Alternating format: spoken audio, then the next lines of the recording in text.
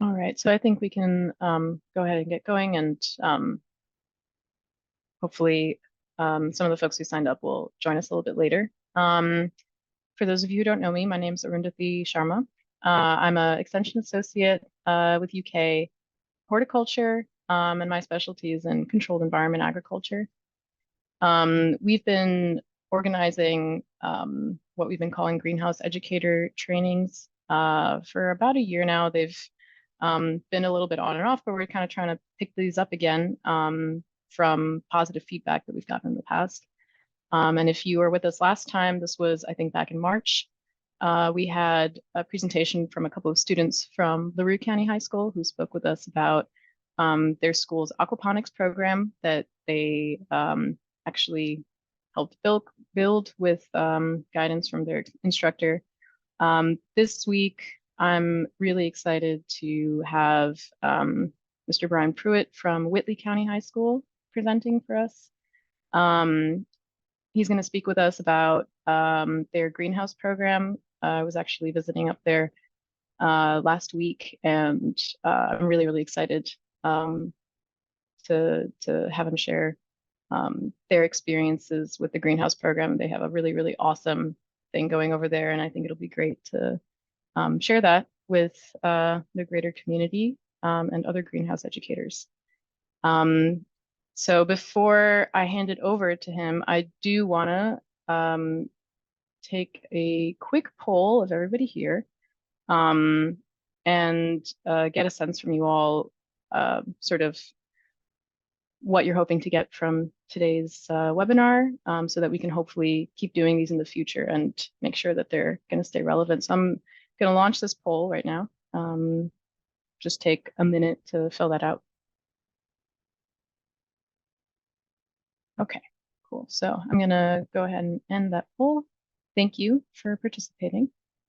And so now, without any further delay, I'll hand it over to Brian Prewitt. Are you all set up over there?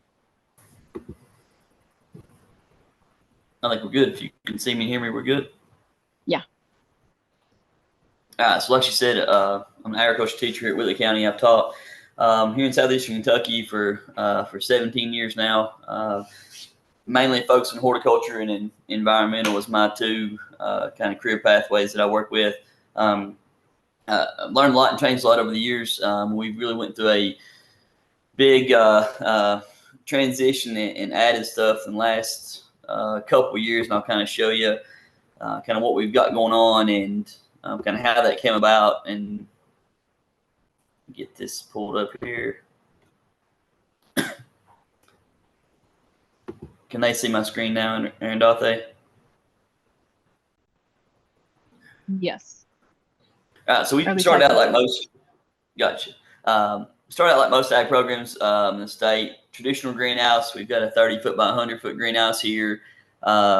Springtime have our traditional plant sales, vegetable starters, flowering bedding plants, hanging baskets. Like the majority of the ag programs you see in the state. And then I guess a lot of it stemmed from my kind of personal interest. We at my personal farm, I'm at home.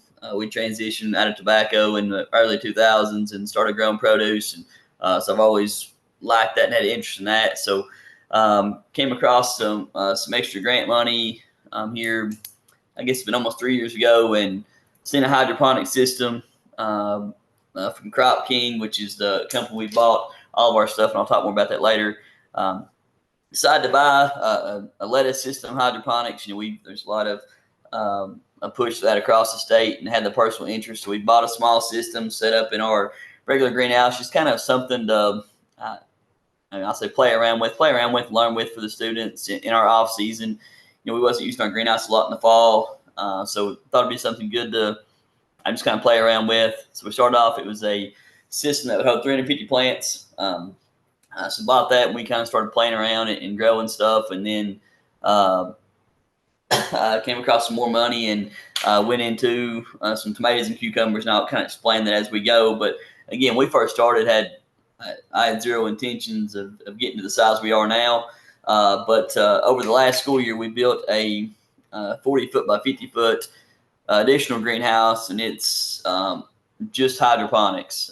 It's got a storefront attached to that, and I'll show you that in a minute. But that's kind of where we transitioned to, and which I wouldn't say a transition. We still got the other greenhouse and still doing all of that. The hydroponic greenhouse is where I'm going to focus at today, since it is different and part of the CEA, like what we're here to talk about. And if y'all have any questions, feel free to stop me or put a text in the chat or whatever. And if you see a question about a picture or anything like that, feel free to do that.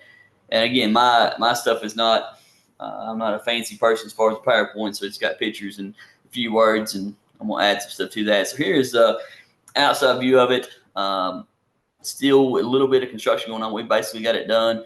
So you can see the greenhouse in the back with the storefront attached to that, and a porch on the front there. You'll see it as we go through the different stuff inside.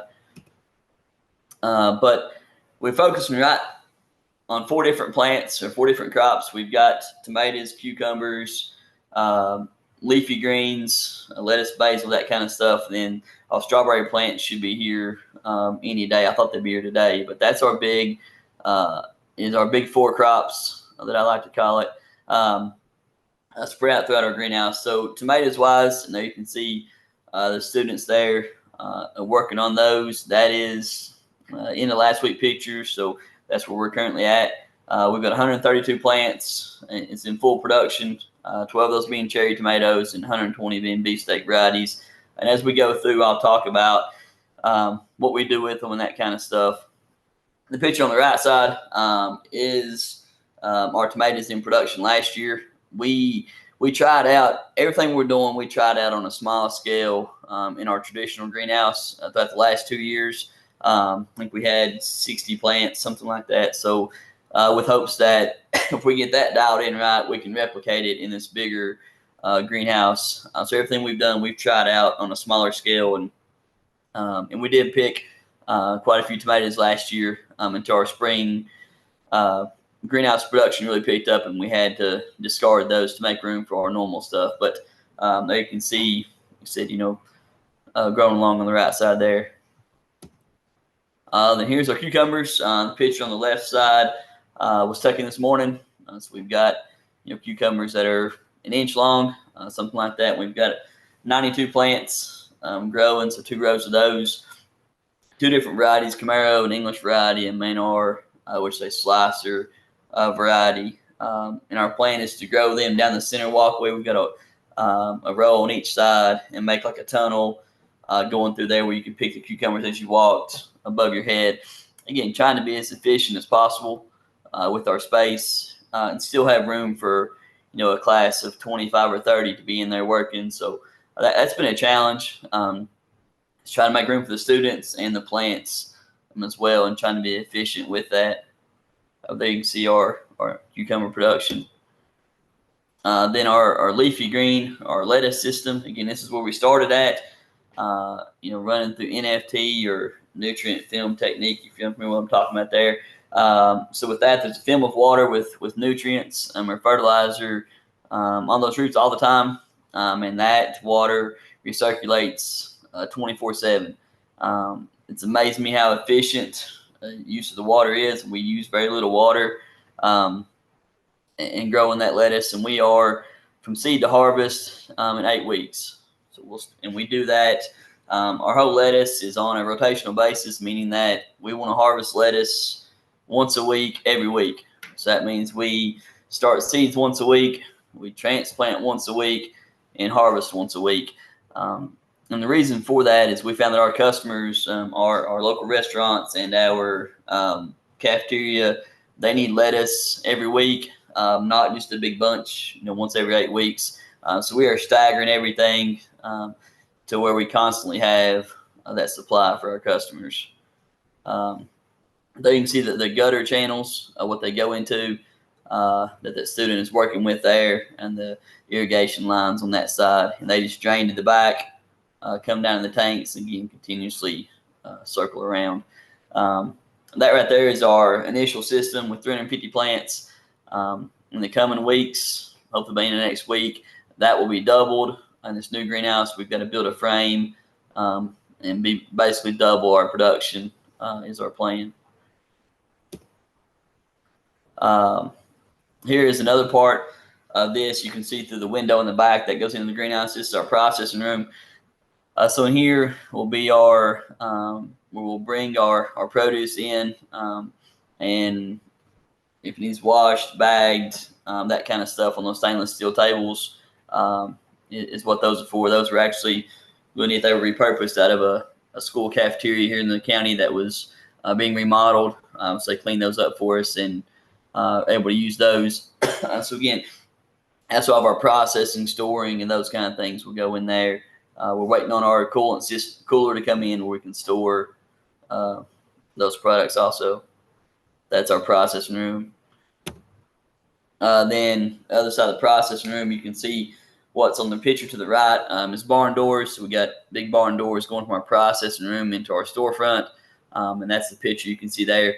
We run off of iPads as far as our budgeting system and all that stuff, and we can actually take credit cards. That was always a question we got asked a lot, so we was able to make that happen. Our school finance system was to where we can take credit cards, so a customer can come in just like they was going to whether a farm market or a Walmart or wherever. We can take credit cards and they can purchase their stuff. And our thoughts with this, we've got one storefront that you can come in the spring and buy vegetables, plants from, or fall, winter, and spring come in and buy produce and or byproducts of that, and those kind of things. So that's been a huge hit. Was adding the storefront to that, and definitely been a major success. And right behind the store, when customers in here, you can't see it, but they can see into the hydroponic greenhouse. Really makes it nice, so a customer can actually see the tomatoes that they're buying. They can see them growing on the vine. We've got a 2 4-foot by 8-foot windows that they can see into the greenhouse.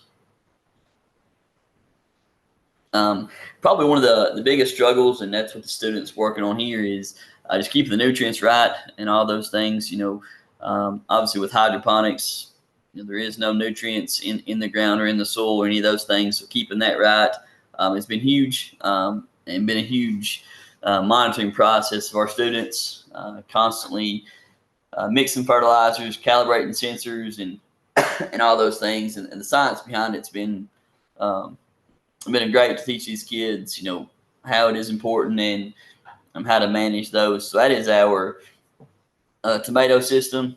It is on a drain to waste system, meaning that every time we water, we want to lose between 10 to 20% of the water down through the grow dam bags, and that's called leachate. Without that, those fertilizer salts can really do a lot of damage to the plants. So we want to lose that every time we water, and take that outside the greenhouse to where that it's not damaging those plants. And the NFT system with the lettuce, it is different. Fertilizer salts don't bother the lettuce, the roots and stuff. So we recirculate that water all the time. You can see some more pictures of the NFT system. In the left side is it currently. The right side is of some students harvesting some from last year. We call that a live lettuce. What I mean by that is you can see in the back of the picture the roots still on the plants. That's how we harvest them. We just pull them up, roots and all, and we send them to our restaurants or buyers with that. So if that plant still has water in the roots and doesn't dry out and get damaged near as quickly, longer shelf life for those customers. And those customers really enjoyed that for sure, especially the restaurants. And then you see another picture of lettuce full grown and the tomatoes full grown back there behind those students. And there looks like they're planting lettuce at the moment there.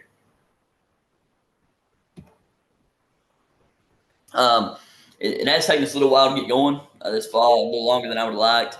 I think the big reason for that is me and the students, most of the students have done everything from irrigating to building drainage systems to running the plumbing for it and all those things. And I think it's a great teachable moment for these kids. Most of the time, if you are out trying to get started with it farming.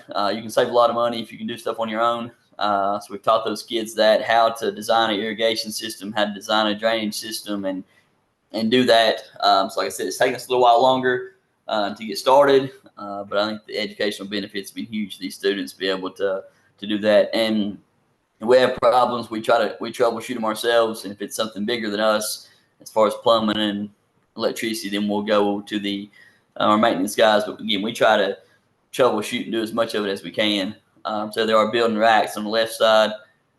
That's currently right now what we're working on is building those so our plants can drain.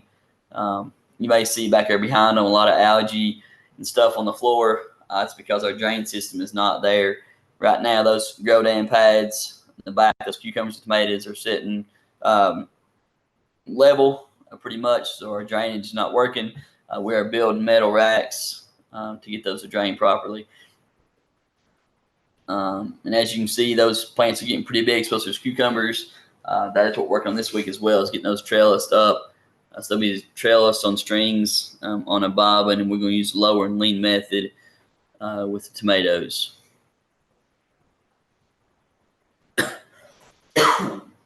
So this is brand new this year. Something we're on definitely our trial run phases, and that is the aquaponics program. It's having the fish and the tank on the left, and then lettuce or leafy greens on the right. To whereas the fish feces and manure will come out, and the fish tank can go in to the lettuce bed. Again, like I said, that's something brand new. We don't have the fish in yet. Actually meeting with Kentucky State University to help us get started. They're actually meeting with us tomorrow so that we can get started with that program. Then last thing I'll talk about is marketing. That's been a huge, I think, benefit, and probably maybe the best educational thing that we've gained from this, from our students' perspective, is how to market and sell these products. I tell the students all the time, it doesn't matter how well you can grow something, how well you can mow yards, whatever you're doing, if you can't sell it or can't sell yourself, then you're going to go bankrupt in no time. So we started off, we've got a local restaurant in town called the Wrigley Restaurant, and I had sold to them from a personal farm basis. They're a big farm-to-table restaurant. So that's where we started out, contacting them. And our students actually make the deliveries to these restaurants, so they're seeing the full scale of it. Our driver's ed program have always, every period pretty much, they're driving out and they're driving around town and learning how to park and drive and navigate. So that solved a solution for us. I don't have the time during the school day to take off and deliver to restaurants. I'm busy with my kids and wife and family and farm. I don't have the time to do it in the afternoon. So they solved the problem. We load the produce in their trunk, and they take and deliver it for us, and those kind of things. And typically, the first time or two, I'll send some of my students to talk to the restaurants and make acquaintances and that kind of stuff. And so that's what these pictures are here. The students outside and inside the restaurants and making those deliveries. But again, that driver's ed, being able to do that, that's been a huge asset to us to be able to do that. If not, we couldn't make the deliveries, and we're making several deliveries each week. That's been huge. Some additional features that we are working on are our maintenance department poured a slab for a backup generator last week. Something that we ran into problems with that in our regular greenhouse. A couple years ago, we ran out of power, went out due to a snowstorm. I spent the night up here filling up gas in the generator, and I really don't do that again. So we went with the backup generator in here.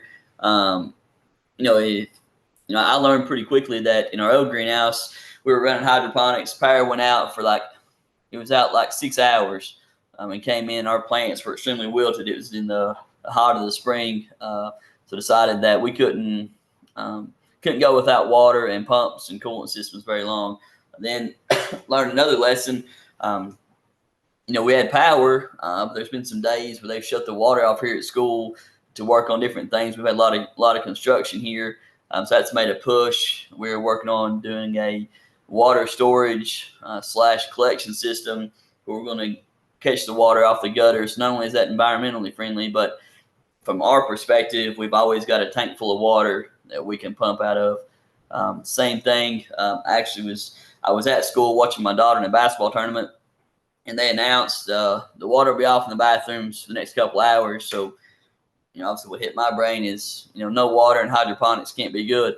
So I had to haul water in and do those things, haul it by barrels in to fix that after we know for a couple hours wasn't going to be no more water for the rest of the day. So we've learned some lessons with that and trying to be proactive in our big greenhouse that we're started. And I think that's been key, is that we started out small, learned a lot of lessons, and hopefully we're better set for our big production that we're starting now.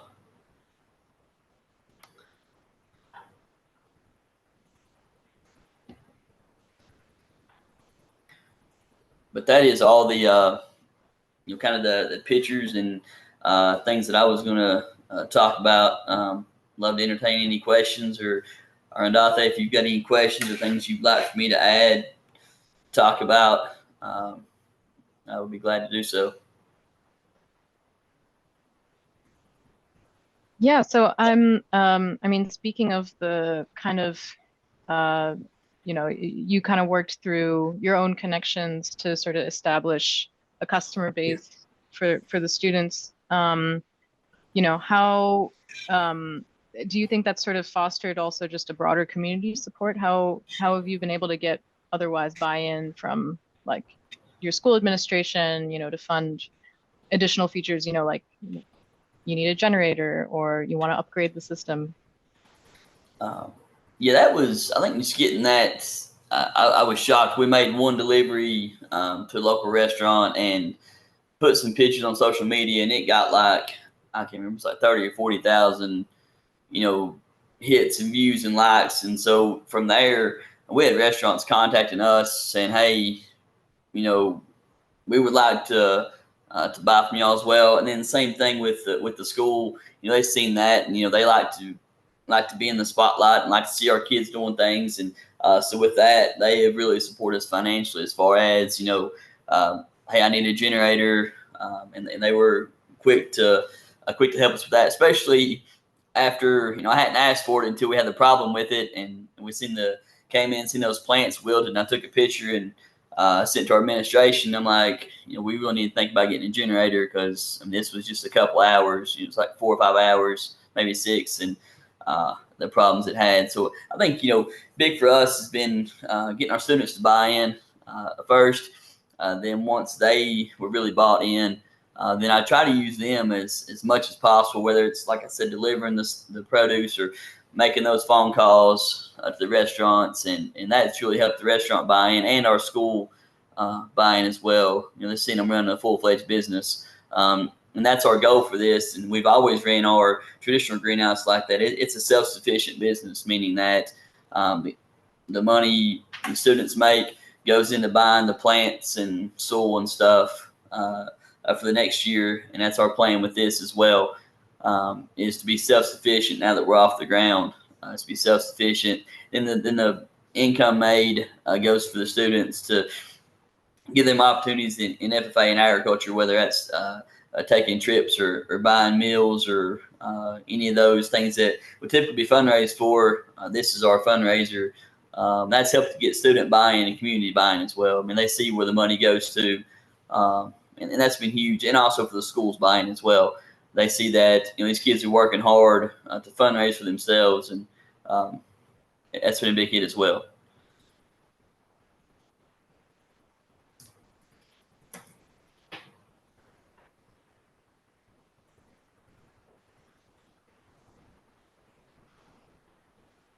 Do we have another question in the audience?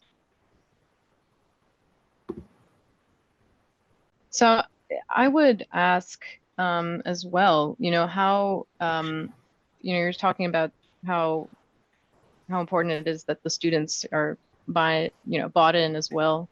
How has that, I guess, how are you maintaining that across classes, right? Because you have maybe a student that joins you as a freshman and goes through 4 years, and then, a next group comes up. How does that look usually? Yeah, it's a great question. That's something that's been I guess, kind of struggle with, especially last year. I felt like that we were stopping and starting stuff in different classes, and some kids might have one class and not the other. Anyway, and I felt like I was having to manage it all because of the flow of kids in and out. So this year we started a new class. It's called Ag Sales and Marketing, and that's just for my upper level kids that's been through the greenhouse class and know the basics, and so they are basically managing this whole thing. And we're rotating through groups. You may be selling one day, you may be pruning tomatoes one day, managing fertilizer one day. So those are the classes making those decisions, and it's took a huge load off of me. So I'm not having to think about everything. And they're working on developing systems for what do we need to check on Monday, and those kind of things, to where they can checklist off that everything's being done. It's like when you was done the other day. There's a kid the day before, found that worm that or those holes and those leaves that we was talking about, and they actually came and asked me. And that's what I want them to be able to do, is to identify a problem, and if you can find a solution, even better. But if not, come to me with that problem, because I can't manage it all, and there's no way. But that's been huge with the buy-in, that these kids are checking things and fixing mistakes and fixing problems. That's been huge. So when they start out, as freshmen, how do you start assigning them tasks? I know in previous webinars, there's been some interest in understanding a little bit better, how to assign different students responsibilities, or, kind of guide them to find the topics that are interesting to them. Oh yeah, definitely. In our freshman class, entry level class, we basically cover different parts of agriculture for 2 or 3 weeks, and greenhouse and hydroponics will spend more on than others. But so when it comes time to the greenhouse part or the hydroponics part, that class does a lot of entry level type stuff, whether that's learn how to prune the tomato plants, or tie them up, or pick, and those kind of things. And then as they advance on to taking the greenhouse class, that's when we more talk about managing fertilizer and managing pests, and getting those students rolling in that. So it kind of stair steps one after another as far as classes, until you get to that management type class. Very nice. And I guess, you're managing a greenhouse for school, but you also mentioned that you have your own growing business as well. What are the biggest differences there for you? Yeah, well, at home, I've got it's a 30 by 72. It's a high tunnel that I grow tomatoes in, and I guess the big differences here is at school I've got a lot more technology, a lot better resources. I mean, more funding available, to buy the new technology and that kind of stuff. My one at home is very, very basic in terms of technology. I would love to have the technology I've got here. I'm at home, and we've got LED grow lights and all those things here. To where at home, I definitely don't have that. 10 grand to buy grow lights is quite a bit to pay for at home, and the heat and those kind of things. So at school, the technology is so much better, but I really learned a lot of stuff at home that I was able to apply here. Ideally, I wish I would have done things the other way around. Learn the lessons here at school where it didn't cost me as much money personally, but it definitely did help my job here, having that at home, and it really works out. I'm good as far as both programs don't really interfere with each other that much. We are at school, we're running through the school year. Our goal is to start in August and be finished in May when school ends. My goal never was to be able to produce in the summertime. I mean, getting kids here for that many hours a week would be, it would be a daunting task. And we're on some different trips in the summer, and I need at least a little time off for vacation. So it makes it nice to really go together. And our community is really like that. And I work with the farmers market and have with this as well. They like that it's not competing with their products. We are basically providing fresh produce when they're not. So that's been huge. And I wondered about that when we first started. And actually, our superintendent asked, how is the ag community going to feel about you competing with them? And that's what I explained to him in different function we've been at is that, you know, we're not competing with them. We're providing this produce when they can't. So Yeah. that's been huge and a good selling point that we've been able to do that. And so if they see that we're not competing with them. Yeah, that actually leads kind of to my next question, which is how do you all decide how to price your products? That's a good question. Something that you know, I use the UK price reports, you know, those wholesale auction reports and those kind of things. And I'll be honest with you, the regular restaurant, the customer that we work with, I mean, she didn't care one bit to say, hey, this is what I'm paying for it. You know, what can you do as far as that? And she's been very good about, you know, giving us great prices that you know, we can make money on and those kind of things as well. So yeah, the pricing thing I was worried about at first, but it's not been everything's been fine. And same with the schools, they sent us a list of what they were paying before, and with the time of year that we were producing stuff, the prices were good. Now, if you go other times of the year, prices may not be so good, but with the time of year that we're producing, the prices are pretty good. Yeah, especially, you know, like you said, you're not competing with producers in the summer where there's obviously a lot more supply. Um, it makes sense that you would get a pretty good price during the school year when there's all that demand and not as much of the local supply. Yeah. And the next thing we're kind of working on is, you know, is in any type of agriculture, you know, it's pretty easy to sell your number one, whether it's tomatoes, lettuce, whatever, but there's always coals and those kind of things. So we are working with our home ec department about making pickles and salsa and jams out of the strawberries and those kind of things. So that's kind of a next step there is where we can, you know, take those coals or number twos, number threes, whatever, and make them into a sellable product for them. And also brings them in and allows their program to make money as well. So that's our kind of next step in the process once we start producing is you know, getting them to be able to make those things and be able to do that. So we've in discussions with them, early discussions with them about being able to provide that service as well. Excellent. Yeah, do you find the students are more interested actually in these sort of let's say more entrepreneurial aspects, or a lot of them also kind of going more into the ag direction after high school? We've had some of both. You know, some in ag, and some students come back and say, you know, use these business skills to whatever kind of business. I mean, the software that we're using, it's not Square like a lot of small businesses use. We had to go with one that the school would meet all the school financial laws, which is they've been crazy and hoops to jump through, but our finance people have done a great job with that. But it's very, very similar, the same type of process. And we're taking inventory and budgeting and determine those things. So it's all skills that any business is going to need. So they're able to get hands on how to do that and those skills with those. So that's been huge. And the same thing with marketing. I mean, social media is huge with marketing. We've done a lot of that.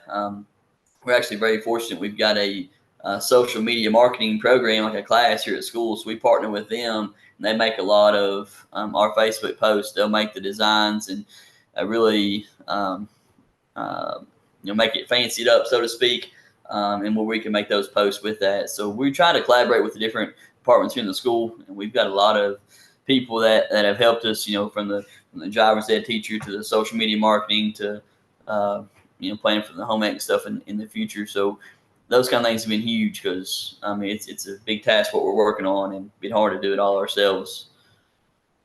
Yeah.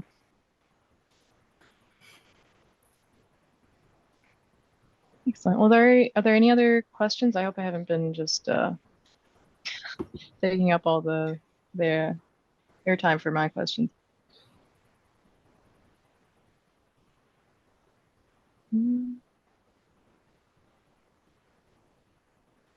So, before we close out or anything, I do want to have you all take an exit poll. It's also short, like the entrance poll. I'll pull that up and take a minute to fill that out, please.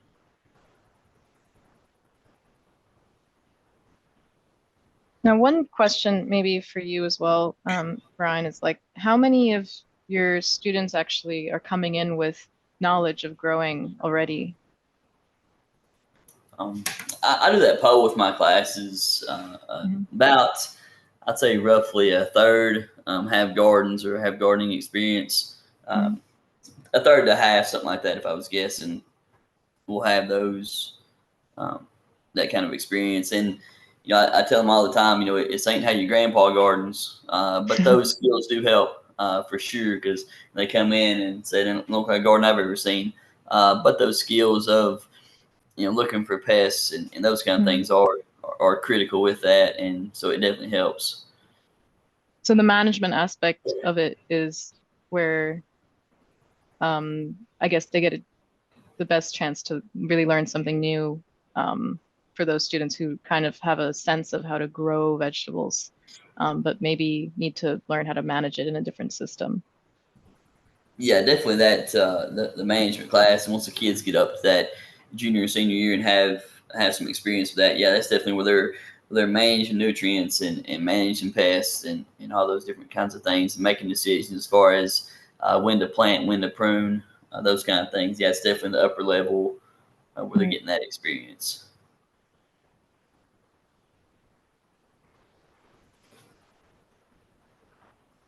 So I think we almost have everybody's responses in, if I'm not mistaken.